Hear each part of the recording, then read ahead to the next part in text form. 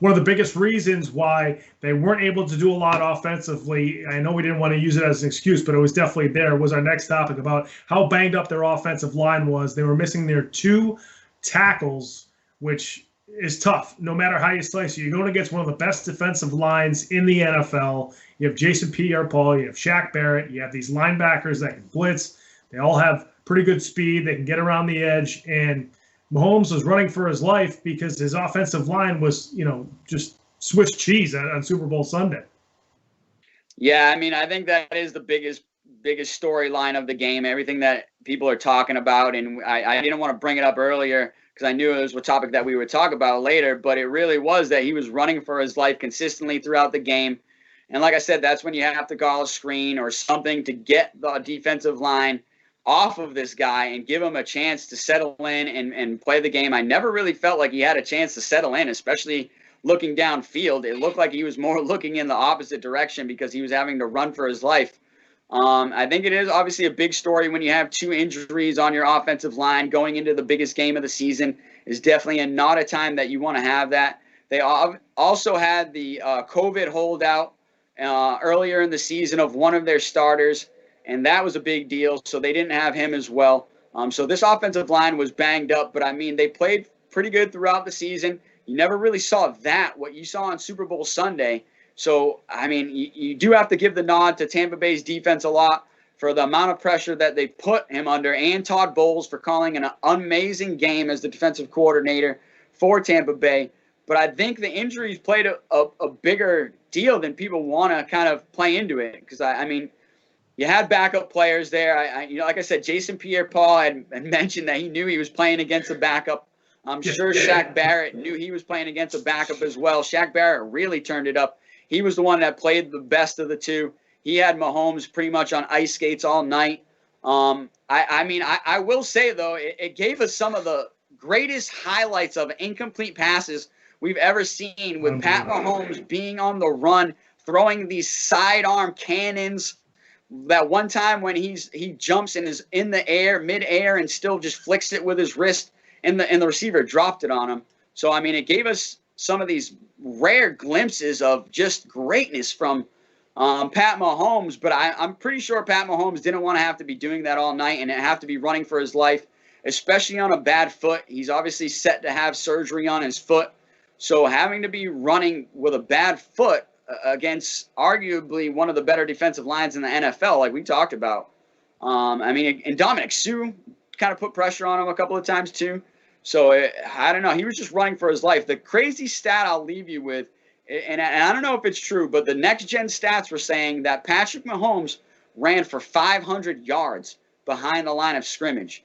So, I mean, that tells you something. If he could have got that going forward, it obviously would have been a record-breaking performance.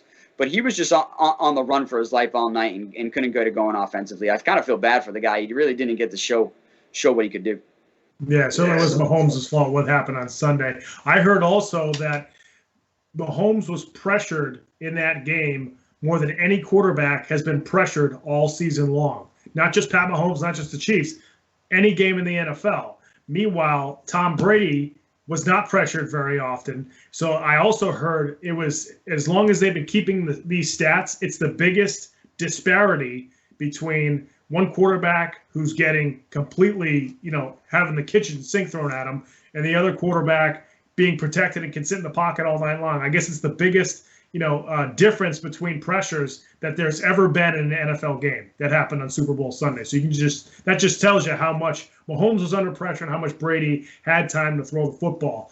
Brady also gets it out quick, so that certainly helps. But that shows you what kind of things the Chiefs were unable to do up front. And I know Kelsey's not necessarily a blocking tight end, and you want to see him out more receiving the football because he's such a good receiver. But I didn't see as much of the Chiefs trying to chip on the outside with a back or with a tight end or with another receiver. You see the Patriots do that all the time. You saw the Bucs do it. Sometimes they have Gronk come in, and Gronk's one of a great blocking tight end, and then sometimes they'll go out for a pass. So I didn't see that as much with the Chiefs either.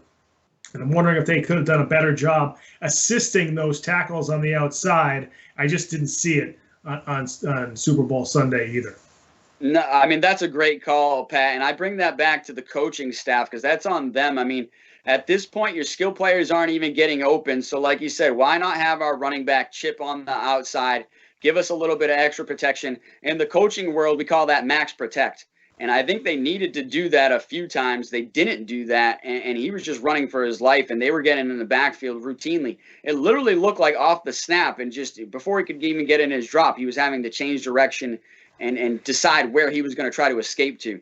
So it was just ugly all night. They're definitely going to have to think about that in the offseason, Kansas City, about what they're going to do to reinforce that offensive line and protect their franchise quarterback.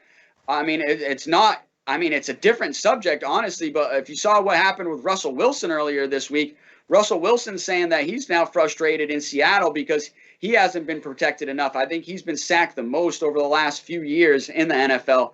So, I mean, you've got franchise quarterbacks that are getting upset about being sacked so much. I'm pretty sure Patrick Mahomes might join that conversation if Kansas City can't go ahead and secure their offensive line. Hopefully with those two guys coming back from injury and then the guy from the COVID holdout, that'll help them secure it up. But we don't know if that's going to go forward into next season where you might have the guy hold out again. And obviously injuries are a big part of the game. So I really think they obviously have to upgrade their backups. And I think they just found that out themselves in the Super Bowl. But moving forward to the big topic, and before we do go on to topic number 6, if you're really liking what you're seeing on this show, you're liking what we're saying, or maybe you're not liking what we're saying, hey, send us an email or send us a tweet or a DM about a topic that you want to hear, and make sure you give us a subscribe and you give us a like to this video.